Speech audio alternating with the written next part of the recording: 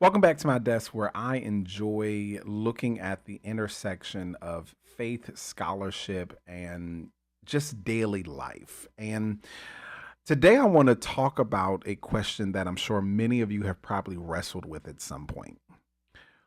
How do I choose the right Bible to use for studying? I'm sure you're probably telling yourself, look, you've got the King James Version, the New International Version, the easy to read version, the easier to read version, the New Living Translation, the KJV, the CSV, the NRSV, and it's like it almost sounds like alphabet soup, okay? And you're trying to figure out, how do I pick the best translation of the Bible that works best for me? Well, I want you to stick around today because I'm breaking down, in my opinion, the top 5 biblical translations specifically for the sake of studying, not just for reading, but for the sake of studying. We're going to look at their pros, we're going to look at their cons, and we're also going to look at how they read overall for study and how you can choose the right one for you, okay? Plus, I'm also going to share my personal favorite one at the very end, so don't go anywhere. Let's jump right in, okay? Now, before we dive into the top 5, I want to quickly talk about why we even have so many translations of the Bible in the first place. Here's the thing: as you already know, the Bible wasn't originally written in English, it was written in Hebrew, Aramaic, and Greek. So every English Bible is a translation of those ancient texts. Some translations aim for word accuracy, while others go for thought clarity to make the message easier to understand. Think of it like this: if I told you it's raining cats and dogs, a word for word translation might leave someone very, very confused. A thought for thought translation would just say it's raining really hard. Both of them get the points across, but in different ways. So let's talk about the top 5 translations for study, their pros and their cons.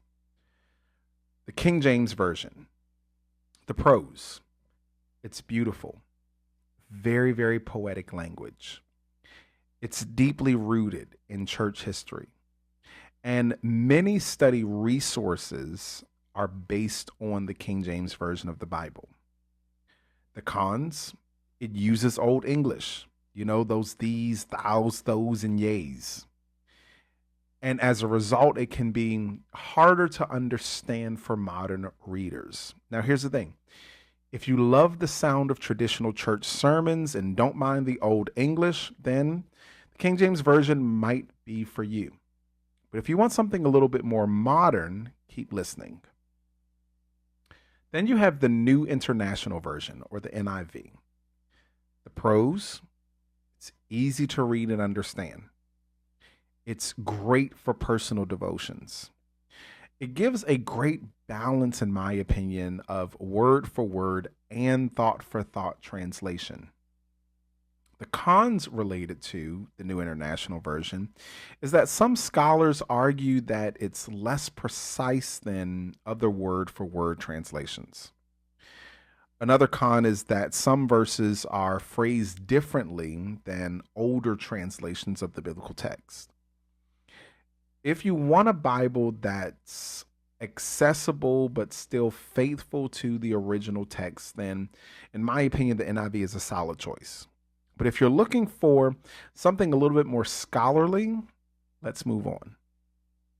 The English Standard Version, or the ESV. The pros of this translation: it's more literal, word for word translation. This translation is very popular amongst pastors and scholars, and it is great, absolutely great, if you're looking to do a deep study. The cons of this translation is that it can feel a bit stiff in certain passages. And the truth is that it is not as easy to read as the New International Version or the New Living Translation. But if you love digging deep into scripture and don't mind a bit more complexity, then the English Standard Version is a strong contender. Then you have the Message Bible. The pros: It uses contemporary language to make scripture accessible and engaging. It captures the essence of biblical passages in a very relatable way. It's excellent for quick devotional reading and grasping bigger picture themes throughout the text. The cons is that it leans more towards paraphrases, which might not be ideal for if you want to do a detailed study. And inside of the Message Bible, you may lose some of the nuances found in the more literal translations. Now, the Message Bible is like having a friendly conversation with the text.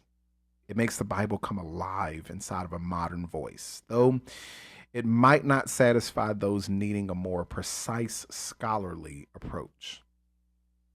And then lastly, you have the New Living Translation, or the NLT. Its pros is that it is exceptionally clear and easy to read. This is actually the translation that my mom loves to use. It's perfect for new believers and those seeking devotional insight. It simplifies complex ideas into digestible language. Now, its cons is that it prioritizes thought for thought translation over literal accuracy. It's not always the best choice for a deep word for word study. But if you're after a Bible that is both engaging and straightforward, especially for like daily devotionals, then the New Living Translation is a fantastic option. I'm sure you're wondering, Dr. Dandridge, what's the one that you recommend? Here's the scoop. I want you to think about it this way. If you treasure tradition and poetic language, then the King James Version is a classic pick. For a balanced, modern read, the New International Version is an excellent choice. For serious, in-depth study, consider the English Standard Version. If you prefer a Bible that speaks inside of today's language, I want you to try the Message Bible. And if you're looking for devotional ease, something to kind of read every day as your go-to, then the New Living Translation is exactly where you want to go. And honestly, there's nothing wrong with using more than one translation.